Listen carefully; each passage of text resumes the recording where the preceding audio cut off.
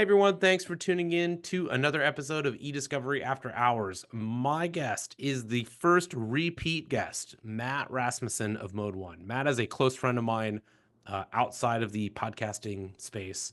And I was thrilled to have him back on because it is not often that you have a close friend who leaves a comfortable job and finances a company and builds a company from scratch, bootstraps this thing. And so it was really neat to have him on. We talked more about business in this episode than we do about the working world in a lot, because it's just interesting to think about.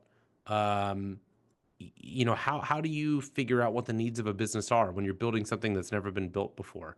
How do you identify who are the right people to sit in those seats? What are maybe some of the surprises along the way, things that you've learned that you really enjoy doing that you maybe thought you didn't know that you would, or things that you don't enjoy doing that you got to figure out a way to deal with or delegate.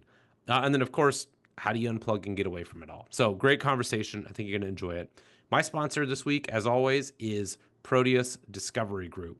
We just published an ebook actually about how to build an e-discovery practice or a support department within a law firm. We've seen more and more firms toying around with the idea of, do we get a direct license with Everlaw or with Relativity or with Disco or with whomever? And then how do we counterbalance that with, well, maybe we keep some work for ourselves, and then where do we push work out to vendors, and how do we vet those vendors? And what are the things that we need to make sure that we're doing so that we have defensible, affordable work to provide to litigators? You can get that ebook and all of our other resources at proteusdiscovery.com. Thanks for tuning in. Quick time! You don't know how to drink, your whole generation. Drinks on the house. Yes, sir. No, wait a second. Drinks are 50% off. Right. No, wait a second. Double the price of everything. And I work only 16 hours a day. A union man only works 8 hours a day. I belong to 2 unions. And now, eDiscovery After Hours with your host, Ryan Short.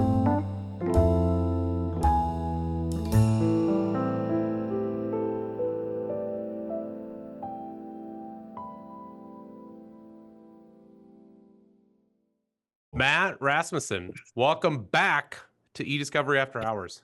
Ryan Short, thanks for having me, buddy. Cheers. What are we drinking? It's very delicious. We are doing a Weller Special Reserve. Got this from a buddy of mine, so that'd be a little tasty tonight. You are the first repeat guest on eDiscovery After Hours. Nice. And I won't say it's because we're friends, and I won't say it's because of your fine taste in beverages, but it's one of the two, maybe both. Nice. Kind of reflecting on our conversation earlier, maybe I can be the season kickoff for a new After Hours. That's right. Yeah, this is episode 54 of season 1, so this is like a 80s sitcom that's just every 4 days a new episode drops. Dude, except that it's that's taken awesome, me though. 3.5 years to get here. Dude, well, I mean, I'm telling you though, congratulations to you doing 54 episodes. That's an undertaking in and of itself. Thanks, man. It's been kind of a crazy ride. It's nuts to think that this thing started because the world was shut down, and then I don't know how about you, but it feels simultaneously like the COVID shutdown was like 3 weeks ago and 30 years ago. I was just doing that math earlier where I'm like, oh my God, 2020 was over almost 4 years ago. That's crazy. Yeah. I mean, so we've slipped into some kind of an alternate universe. Like Indiana football is good. As we record this, we're 10-0. It's wild. Nebraska football is still struggling. So yeah, I did not text you earlier this week or earlier this season, but I wanted to. Appreciate it. Thank you. So a lot has changed in both of our lives since I think you were on the show like a year and a half ago, something like that. I think that's right. Yeah. Yeah. Your background's different. What's up? Thank you. Yeah. I'm no longer in the garage, so upgraded. Me and the family moved, so just settling into the new home now. But I have an official office with 4 walls. It's great.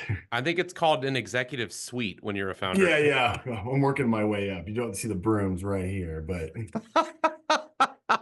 uh, man, I'm telling you, moving, we last did it 7 years ago, and I don't miss it. So I'm glad it was good for you, not you. me. Yeah, we talked about that, and it was like, man, let's hope this is the 5 to 10 year like entrenched position, because man, just I do not want to do another move. It's just the worst. You know, the nice thing, like think about like undergrad and then right after when you're young and in the city and bopping around. When it was every year or two when you change apartments, it's nice because you don't want to accumulate a lot of stuff because then you got to move Right. it all. And then it Man, forces you not to accumulate a bunch of stuff. Yeah. yeah. So we're actually pretty good about like a quarterly Goodwill trip or like Oh, good St. for Vincent de you. Paul or whatever. Like just constantly just have the bags just in the closet and just accumulate the stuff there. And It's so so funny because my family, we've talked about doing the same thing just because of how many things we were purging on the move. And I can't believe I've, got a pair of pants I've never worn before. So like trying to prune those things over time is a good thing to do for sure. how long did it, are you still living out of boxes or how long did it take you to get settled? No, no, we're all everything's out of boxes now, so that's great. But we did buy a home, so it's now finding the right like furniture pieces. So we have a Pottery Barn card table in the kitchen right now while we figure out what we're gonna put in there. So, little adjustments and things like that. But as far as being here in schools and work and life being kind of back to normal, things are settled. So that's great. You know, the answer to finding the right furniture pieces and art in the walls is yes, dear, whatever you want, dear. Yeah, is that right? That's what I get in the most trouble for. So maybe I need to change my tactic. Oh man, too funny. Well, that's awesome, man. Congrats. Big life changes. I love it. Thank you. What's So, going on? What's new in your world right now? well, we just had we're in the midst of as we record this, we're in the midst of birthday season. So my Mm, youngest just turned 1 on Sunday. We're recording on a Tuesday, and my oldest turns 9 on Thursday. awesome. So if you know if you want to have a Little House on the Prairie party or a Princess Tea party or whatever 1-year-olds do, I don't, like I've got it going on, man. I've got plans. That's I can ship you the agenda. So honestly, it's a lot of that. Like life outside the office is going really well. good. Good. And yeah, I'm trying to think. It's like we're just kind of in the midst of just like the ballet and the reading. Like we're crossing off these like milestones that you always think about. Like we just finished the Chronicles of Narnia series with my Oh, oldest two, which is cool. And like just you just I don't know, I'm just watching these kids get older. Like the other day, my oldest says to me, she's like, I'm almost halfway done. And I was like, with what? And she was like, with uh, living here. I'm almost 9. And then that's halfway to 18. And I was like, oh my oh, gosh. straight to the heart. Which is why I was drinking, Weller's the other night too. For sure. Oh my gosh. Oh my goodness. Hmm. Goes by too fast, man. I'm telling you. So no, it's good. And then with the holidays coming up, it's going to be nice to hopefully take a beat and get a little bit of R&R because I am really Yeah, bad about taking time off. So good. so I tried to do that to not look at the phone for like when you measure how long it's been since you've looked at your phone in hours, you probably have a device addiction issue. Yeah, sure, for sure. So I Well, probably qualify. that's awesome. Yeah. Now, do you guys, I like historically for me, December was always kind of a little bit of a slowdown just because attorneys' hours were refreshing in December and things like that. Do you guys see stuff like that, or is end of year the Yeah, I think busy? there's a lot of sandbagging for that January 1 hourly quota. Uh-huh. I can Gotcha. put this off until January 2nd. Let's just take a beat here. Yeah, we see Fun, the same fun. thing. Like for us, it's kind of crazy busy between like call it late January and like mid-April. And then you get the Hmm. summer vacation slowdown. Then it's kind of Hmm. wild again from, mid-August right up until Thanksgiving. And Hmm. then from Thanksgiving through the end of the year, it's a lot of administrative tasks. Sure. Hey, let's work on the business since we haven't gotten a chance to breathe in 4 months, right? So it's a lot of that. But we, we just purchased a company, our first acquisition. And so we've been really busy integrating, like from the time the deal closed until the time, the companies are completely fully integrated, it's going to be like 90 days. Like Wow. all software, all systems, all people, all processes. So, which is great because that's what you want is to project externally, we are one united team. Sure. And then internally, you want to have that kind of unified culture and experience and expectation for team members. So it's been good, but it's been a ton of work. It's Sure. been good and it's energizing, and people from both of the companies have been really excited about it, which is Great. good because it lessens the inevitable stress that comes with the Sure. heavy lift like that. Um, but it's funny, every place I've ever worked, we have done, the acquiring or we've been acquired. And so, but I was previously at very large publicly traded companies or, middle market private equity backed companies. So it's been really Hmm. cool to see it at a small bootstrap, independent place like Proteus, Sure. just seeing under everything. It's not like hey, this deal has been done. We want you to go handle this one discrete piece of it. It's like, really kind of seeing how the sausage gets made.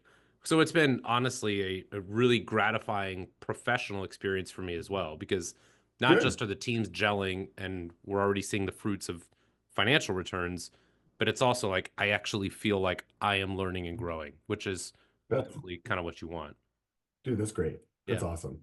And nice that you've done it before too. So I'm sure they're learning a lot from you through the process there. Well, we'll see. We'll send them an anonymous poll. Sure, sure. That, Speaking of growth, things are kind of crazy in a good way, at ModeOne. What's going on over there? they are.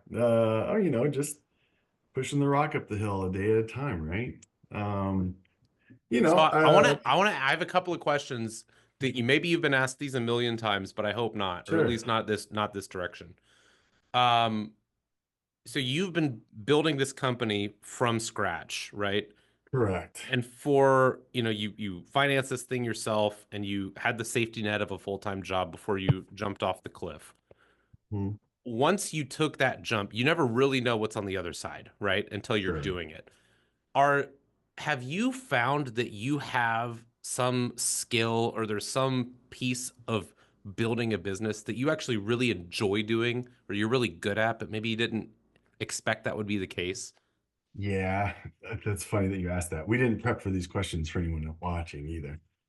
Uh, to be honest, like for me, when I was at any other part of my job, I'm taking instructions and orders and I'm doing the task and then I'm passing the deliverable.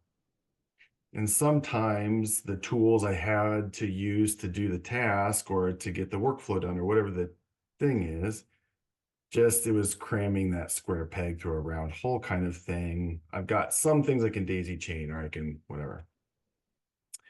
So then, like, as you're the cog in the wheel doing those things, you want to say, well, it'd be easier if we could do this or we could change these things. But like when you're talking to like huge software monoliths and, these huge players in the industry, you could get a response back that we'll have that in our annual update or, we'll put that on the roadmap for consideration, stuff like that. Right. And so for me, I think what's been like the most gratifying is like, the whole reason I got into this was it was a huge pain point that was affecting me and I wanted to go solve it. Right. And I found out I'm solving it for a lot of other people. And so like that part's been cool because, and I think a lot of other people are starting to see we can be kind of outside the box thinking here. Cause the amount of people I've had come to me with ideas for mode two and, stuff like that. It's like, it's off the chart. So I think that creative kind of problem solving, but staying with a pulse in the industry. I think that's been my favorite part.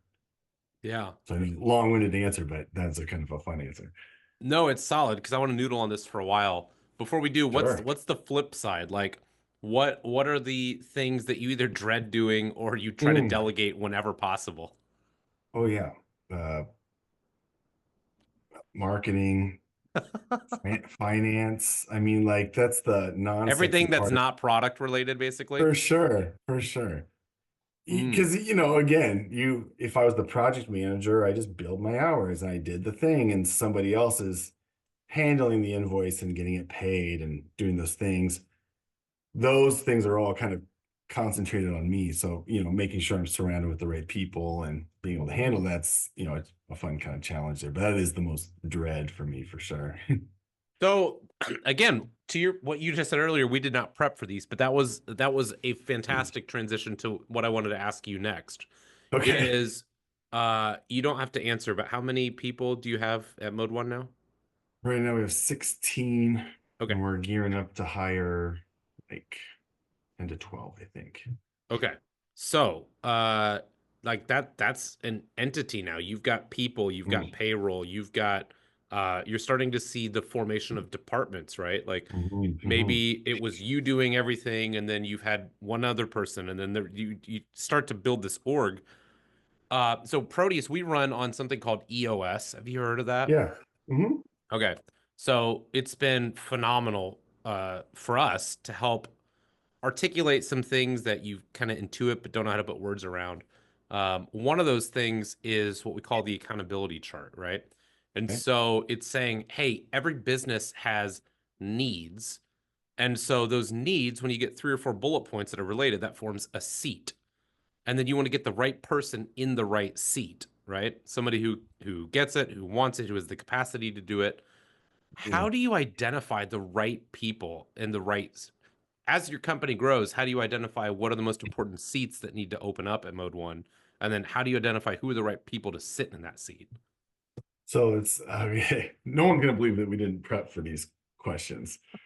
It's so funny that you would ask this. So like we've been playing around with like different EOS kind of framework stuff we want to use, right? And because we do want to be able to track the management of a task or to a unit to more people to then, kind of disseminate and things like that.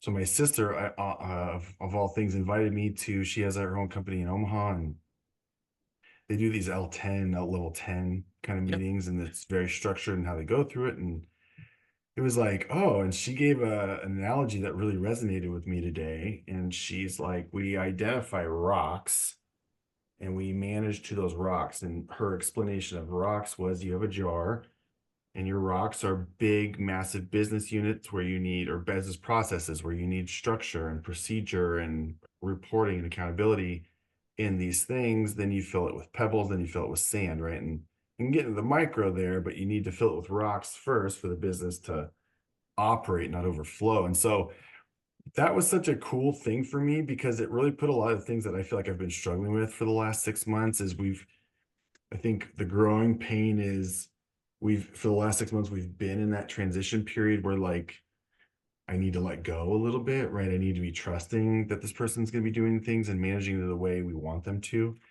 And so there's we don't have a methodology for it per se, but like it's been very cool. And I think I'm going to start kind of going down that path of what are those business operating kind of procedures that we need to be building process and workflow and reporting around. So that's what we're going to be focusing on. Dude, that's How do so you funny. how do you guys do it? So I had used EOS at a previous company, um, and really liked it. Because like I said, there was about a third of it, it was like, yeah, duh, I've been doing this my whole career. About a Sure. third of it was, oh man, like that articulates something that I felt but didn't know how to say, and that's awesome. And then a third of it is like, oh, that's interesting. Like, let's try that. And Mhm. so at Proteus, we hired an implementer. So EOS, and by the way, there's other frameworks out there. Well, I'm not a paid spokesperson for EOS. I just drink the Brought to you Kool-Aid. by EOS. Yeah, that's right. Um, so I actually have a funny story I'll tell you off camera about Good. EOS. Uh, so what we did here, because I was hired as employee number four, and the business was in Ray's head, and he would just delegate and we'd get it done and pass it through. And you just grow to the point where that's just not fair or sustainable to Ray, to the other team members, to our clients. And so it was like, all right, we gotta find ways to make you, Ray, or you, Matt, as the person who took the financial risk and as the reputational risk if this doesn't go well, we've got to make sure that you're comfortable. What are the best ways to do that? And so I said, well, hey, we used to run this thing called EOS. Let's take a look at it. And it can be a commitment, right? Because there's time, there's weekly meetings, the L10s, as you mentioned, that are very structured Mhm. to keep people from talking in circles and not accomplishing anything. Sure. So there's that. There's quarterly offsites for the leadership team. There's a financial aspect if you hire an external integrator to or implementer rather to keep you honest. And so we kind of kicked the idea around and shelved it for about 6 months, and then we just grew to the point where it was like, hey, we should do that. Got, And gotta most do it. Yeah. organizations take 18 months ish to implement the whole thing soup to nuts. So we just kind of Mhm. started with those weekly meetings, and then we just started going from there. And we'd say, okay, now let's build our vision, and now let's Mhm. build the rocks that help us achieve that vision, and now let's implement these quarterly conversations we have with all of our team members to get some 360 feedback. Right? What do you need to start, stop, and continue doing? What do you need me as your leader to start, stop, or continue doing?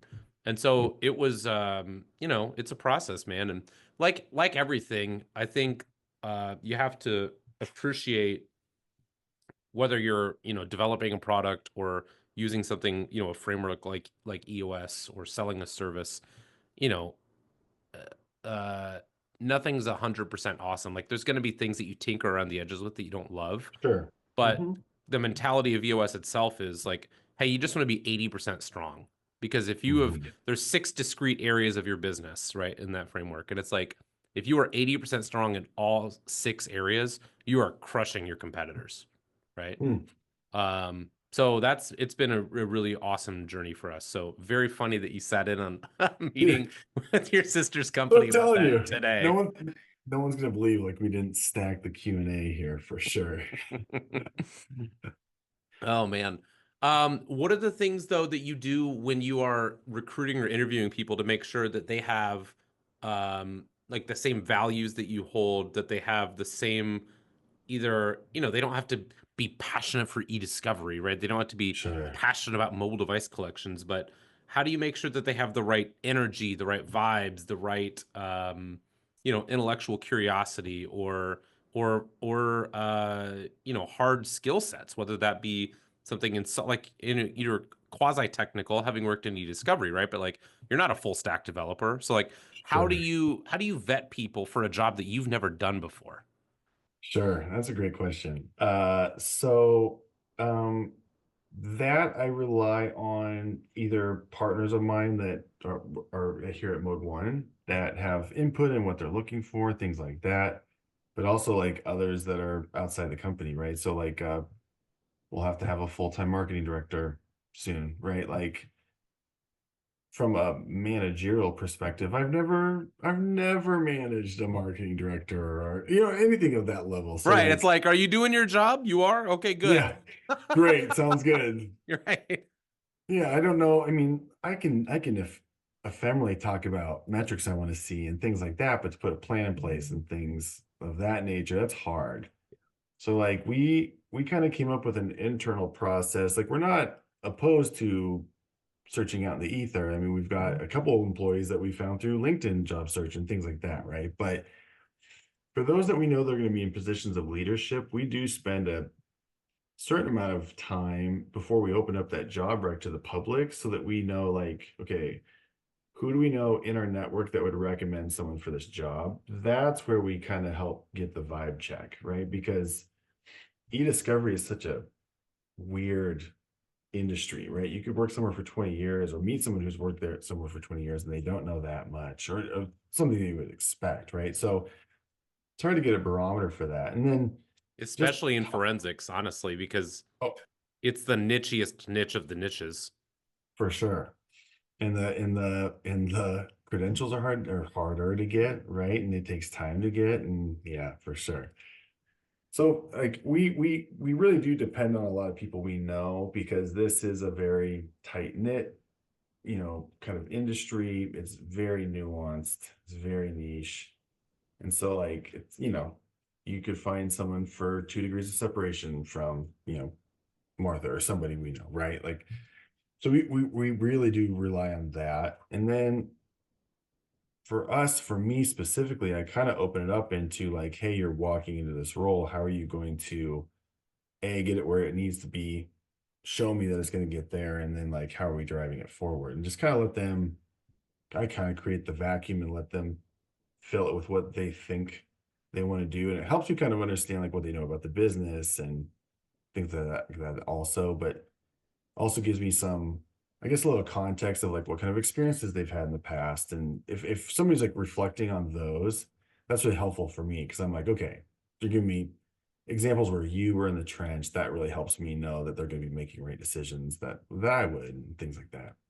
Yeah, I think when I'm interviewing somebody, if I hear a lot of generalities or platitudes, that's big Mhm. red flags. Like I want to know very specifically, like the three. I was taught this probably a decade ago.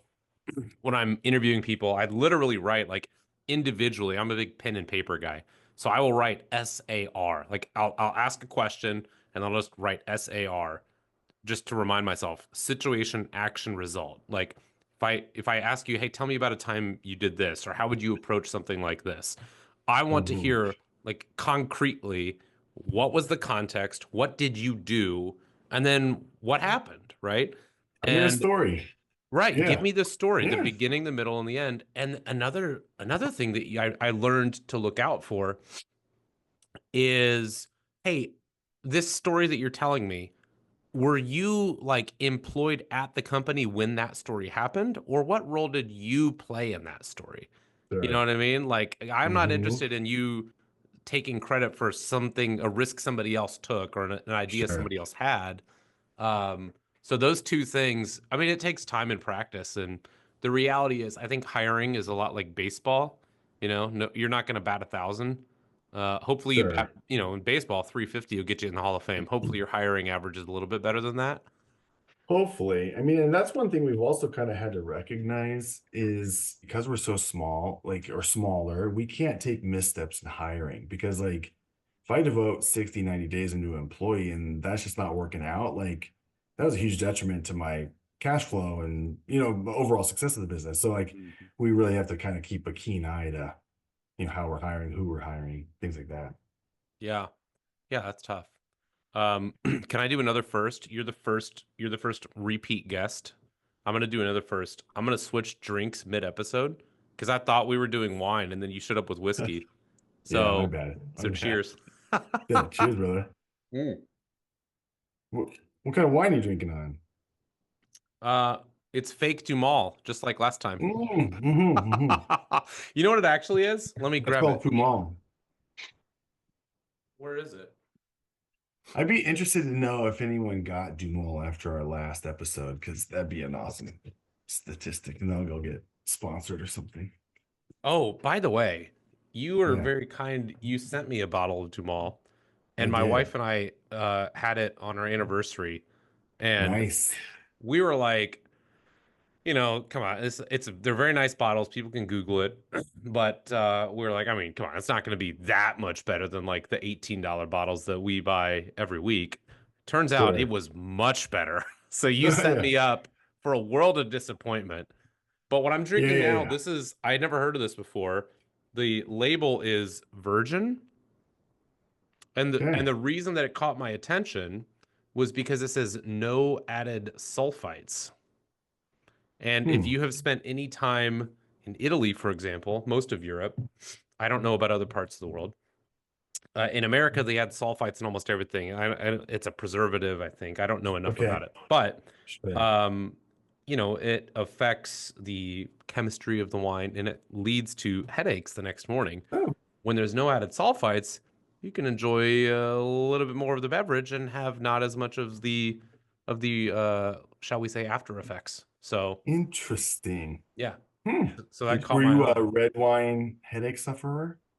Um, I can be. In my younger days, Okay. I was. I have learned to regulate. Sure. I mean that's always a thing to put into place for sure. But like, have you been drinking this wine? Have you noticed any improvement on that at all? Yeah, yeah, yeah, yeah. That's awesome. Yeah, That's it's very great. cool. Our go-to, I just discovered it recently. It's called Augment, Augment, Okay. and it is a bourbon barrel-aged Cabernet Sauvignon. So that's been our That's been our go-to for the last 3 or 4 months. I think that's the first barrel aged wine I've heard with that bourbon crossover. That's interesting. What can I say, man? When you got 5 kids, you got to figure out ways to cope. Okay. Speaking of coping, what do you do to shut down and relax? I mean, I think a lot of people they just if all you've ever had are W-2 jobs or 1099 jobs, and you've never had to make payroll, and you've never Hmm. had to be responsible for either investors or lenders, and you've Hmm. never had like, hey, I've got 16 employees, these people are counting on me to keep this train on the tracks. Like, Hmm. that's just a level of stress most people will never experience, and they can't relate to it. So if you are listening to this and you think you have a stressful job, imagine quitting it and still paying all of your own bills and then Yeah. having the like by proxy stress of other people's bills. How do Yeah. you turn that off? What do you do? Or do you play music? Do Ooh. you play sports? Do you go to, the theater? Like, what are the ways that you can say, I just got to flip this switch off for a little bit and get some mat time? Yeah, man, that's so tough. I mean, part of my answer is I feel like I kind of don't a little bit, right? There is a little bit of uh you're constantly wanting to know what's happening in the next 2 weeks, 4 weeks, 6 weeks, 8 weeks, like, and that's changing every week, right? So there's a kind of a constant vigilance there. But for me, it's, going to my kids' baseball game, it's hanging out with the family, it's kind of finding some time to actually like unplug. Like, I'm still checking my phone here and there, but like, I get a common complaint that dad's always in front of the laptop and things like that, right? So like I really try to kind of unplug from this, get out of my office and do those types of things. But golf is usually my go-to de-stressor there, but as we're kind of approaching, Thanksgiving and Christmas rather rapidly, that hobby's going to need to be changed. So I need to find some sort of, you know, winter holdover for sure. What's your Top, trick? you're gonna have to go to Top Golf with the heated bays. For yeah, yeah, that's right. That's right. What's your trick? What do you do to turn it off? So a couple of things. So I, it's not, uh, it's not all it. This doesn't hold true 100% of the time, but I do my absolute best to not look at my phone between like 6 p.m. and 9 p.m. Ooh. Those are like, hey, I am hyper responsive, basically around the clock, but that is like the core, like be a husband and father time. Sure, for get sure. get home, play with the kids, do dinner, do bed and baths, and read stories, and Mhm. kind of help clean up and chat with the wife. And um, so for me, I really try to protect that time a lot. And then Sundays, to the greatest degree, like I will check my phone first thing in the morning. I'll check it. We're weekly churchgoers, so I check it right after church, and then I'll check it at night before my head hits the pillow. But I Ooh, really do try. Not this is not a this is not a preaching podcast, but I sure. really do kind of try to keep holy the Sabbath to the degree that I can, and just try to keep focused on family in on that day. And so Good for that you, could man. be, we're in the Midwest, so it could be playing in the backyard with the kids. It could be taking them bowling. It could be whatever. But I just try to be really plugged in with the family that day. Um, That's awesome. I'm very cognizant, especially as the kids get older. It was easier when they were younger to be like, they're not going to remember it if I'm on this trip if I extend my trip by an extra day, or if I go to this Sure. dinner, whatever, if I do this thing. But as they get older, I'm like, man, I want them to remember me around. And not only do I Mm, want them to remember me around, I want them to remember me looking them in the eyes, not looking at my mhm. device with them in the room. Sure. So that's been something I've honestly struggled with a little bit over the last year or so.